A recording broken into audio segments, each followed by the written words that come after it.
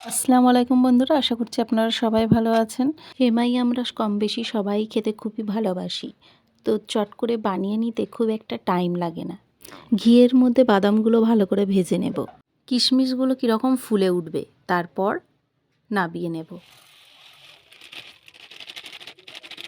ওই ঘিয়ের মধ্যেই সেমাইগুলো এইভাবে নাড়াচাড়া করে ব্রাউন কালার হয়ে আসা না পর্যন্ত ভেজে নিতে হবে। তারপর গরম দুধ ওই সেমাইয়ের মধ্যে ঢেলে দেব। নাড়াচাড়া করে অল্প লবণ দেব, তারপর স্বাদ মতো চিনি দেব। চিনি দিয়ে তারপর আবারও কিছুক্ষণ নাড়াচাড়া করে নেব।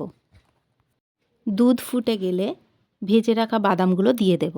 তারপর গ্যাস অফ করে চাপা দিলেই সেমাই রেডি। কেমন লাগলো অবশ্যই কমেন্ট বক্সে জানাবেন।